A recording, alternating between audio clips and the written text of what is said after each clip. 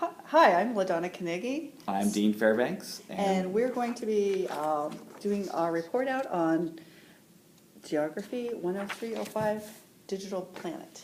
And we're doing this with Dan Scullin, who's with Shasta College. So we've got this unique group, Community College and CSU. Dan, as you notice, is not with us, but will be splicing in his movie with this report out. Going to edit himself in. Because he's spatially not here, but we can do these things. So the course we're going to be redesigning is actually a new design. And so it's a brand new course. Brand new course for general education, collaborating with Shasta College. Our digital planet, we're looking at geospatial technologies and society. We have our 3 questions that we're supposed to address. Do you want to talk about the class a little first? Or? We're excited about the class. The class is really thinking critically about these technologies that we're learning about this week. By the way, this week has been very intense, but very fascinating. But learning about, can we look at these technologies critically and how they affect geography, your location? And because most of these devices, in fact, all the devices these days, have ways of actually locating you digitally in your physical space. And so we would like students to be able to really sort of grapple with those issues. And so that's really what the class is about. It's really critically thinking about technology that's all a part of us now. And, so for this week then, our 3 questions were, the first one was, what is our assessment plan? How do we currently envision this assessment plan? And since we've not taught the course before, I feel like we're kind of in a different situation. When Eddie talked to us this week about evaluation, he talked about 2 things. He talked about evaluating the implementation of the course to see how, if it worked the way we thought it would. And so some things we might do in that case is we might do something that I've done in other classes is a kind of formative evaluations done by students throughout the semester. Just asking them how the course is going for them, so giving them a little chance for input with enough time that you could make adjustments to the courses during the semester. The questions that I ask when I've done this, and we may tailor it more to the class, are things like, list 2 things that have made this class a good learning experience for you. And the second group of questions is list 2 things that, if improved, could make this a good learning experience for you. And then the last question is a little bit more reflective and asks to list 1 thing that you could do as a student to improve your learning experience. So those have been helpful. So that's something that we might think about as using along the way, as looking at the implementation of the course. I also think that we can embed assessment into the assignments. Oh, yeah. And ask questions, because we're also wanting to have critical thinking skills. So if we ask questions about along the way with students, of not only to think about the implications of the technology, how does it impact them or people they know, or the social implications, but also just questions about the assignment itself. We can ask, what was easy about this assignment? What was difficult? What did you learn from this? Did you learn something you didn't know? So those kinds of things. So.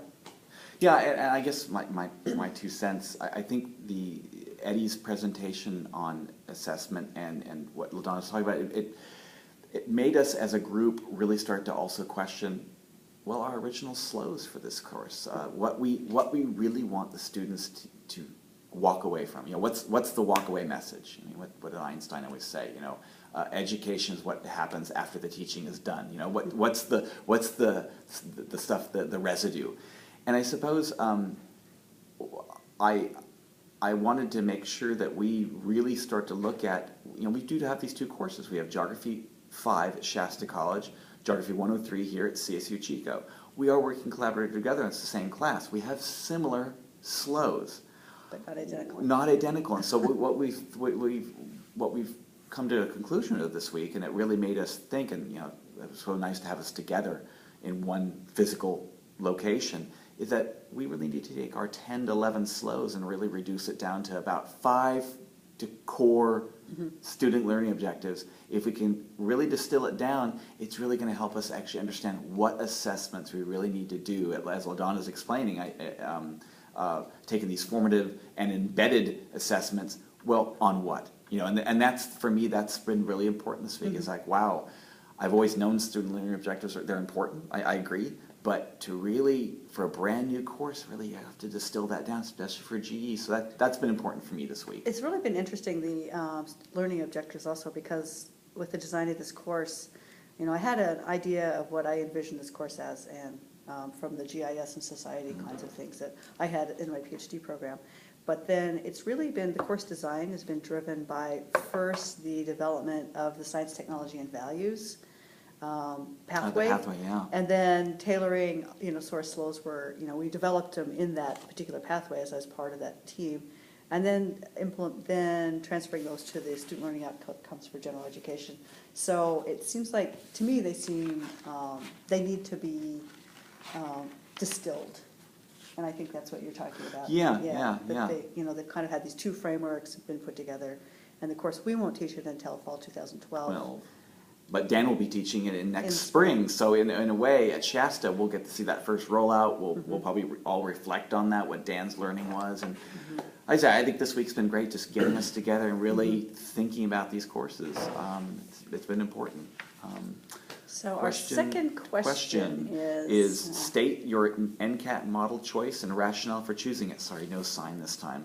I suppose what we really looked at is that we're looking at the replacement model. And one of the reasons for this is that we still want that human scale. We want to have a lot online, a lot of, you know, I mean, this is a digital society class, right? We better be online. We better be having students use the technology and critically think about it. But we still want that human scale back in the classroom. Let's discuss. And I'm going to leave it to LaDonna. She's got some ideas that on how we might do that. Right. And definitely the idea that students can spend time exploring technologies, doing exercises on their own time, but then coming back together and thinking about them critically, discussing them, talking about what they learned, also presenting new things that they find. That was one assignment we talked about, for example, to find a particular geospatial application, have each student at some point present that throughout the semester.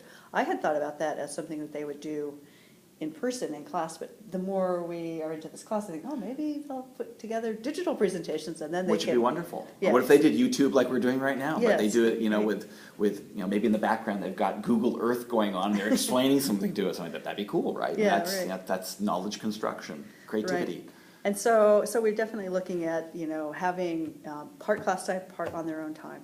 And I guess one way we're looking at it, we're thinking, well, okay, so this replacement model. And the replacement model is about, you're replacing some of the in-class meetings and you're making significant changes to those in-class meetings. And we thought, well, okay, do you do a Tuesday, Thursday, and you ditch Tuesday, right? They're online, they're doing things online. You've set up all these really interactive, rich media things they're going to do. And on Thursday you meet. But in discussion this morning with LaDonna is that, well, actually what lends itself better maybe to student engagement and learning is you do a Monday, Wednesday, Friday. You take out Friday. That's online time. We don't meet in the classroom on Friday. But we meet on Monday for a short, maybe 45-minute lecture on let's review the key points you should have learned online, you know, when we last met you on Wednesday. And make sure we understand those. And on Wednesday, it's a class discussion. You turn it over to the students, and maybe we start a blog, but they start to actually give us their reflections back on the material. So we sort of, you know, we're really trying to turn the classroom on its head, saying, you know, even in a 50-student lecture hall, no, you turn it around to them and you go, no, it's going to be kind of crazy, but you make the discussion come from then. No lecture on Wednesday. So in a way, it's this mixed model. It's a replacement. We wouldn't be meeting on Friday, but those are thoughts. And that was just, you know, originally when I thought reducing the amount of meetings, I thought Tuesday, Thursday, and just half. But as I got to thinking about it last night, that's what I was thinking. You know, maybe, you know, 50 minutes. This topic, the being a freshman, you know, gen ed and majors, you know, 50-minute blocks, I think will be. I think that's. And in a way, it puts in a nice rhythm. It's like introduced Friday, new topic, introduced Friday. Monday, review critically. Wednesday, discuss critically, and you just keep on doing this rhythm throughout the semester. So and then, you know, we embed an assessment where we go along that. So that's what we're thinking. Question 3? Was tell us one way you are reimagining your course design. Of course, since this is a new course, it's all being imagined.